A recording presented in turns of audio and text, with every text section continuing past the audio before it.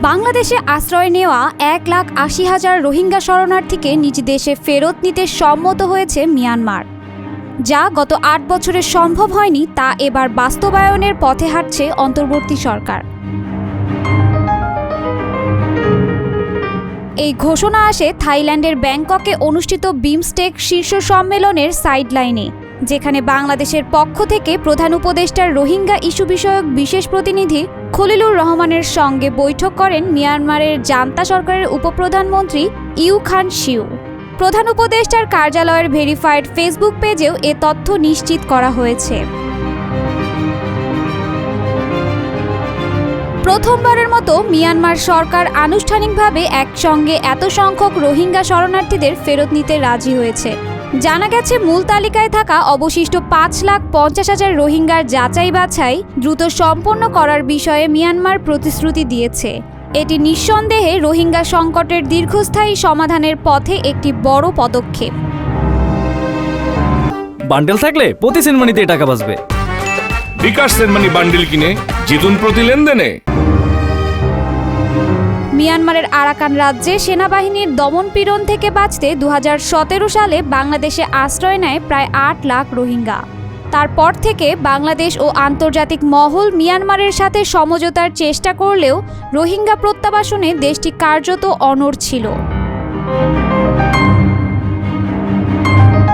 বিশ্লেষকরা বলছেন, হুট করে মিয়ানমার সরকারের এই অবস্থান পরিবর্তনের পেছনে অন্তর্বর্তীকালীন সরকার ও বিশেষ করে প্রধান উপদেষ্টা ডক্টর মোহাম্মদ ইউনূসের কূটনৈতিক তৎপরতা গুরুত্বপূর্ণ ভূমিকা রেখেছে।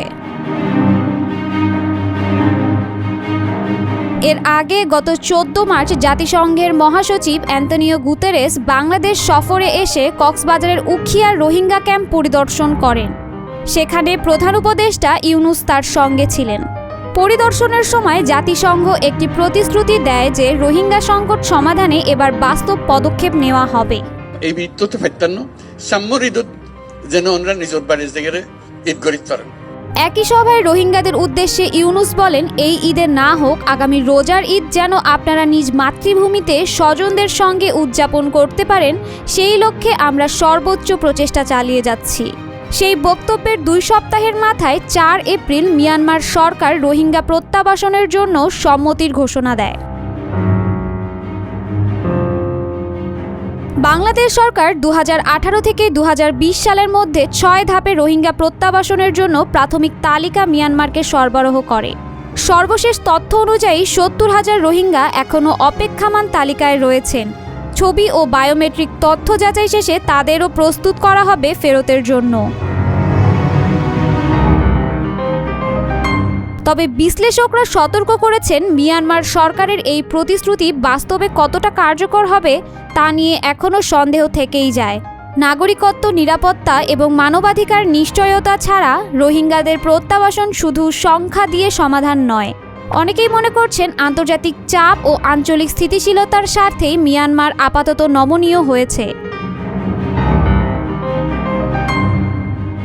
এখন দেখার বিষয়, এই প্রত্যাবাসন কি শুধুই একটি কূটনৈতিক বিজয়, নাকি সত্যিকার অর্থে বাংলাদেশে আশ্রিত রোহিঙ্গা জনগোষ্ঠীর জন্মভূমিতে ফিরে যাবার আশার আলো।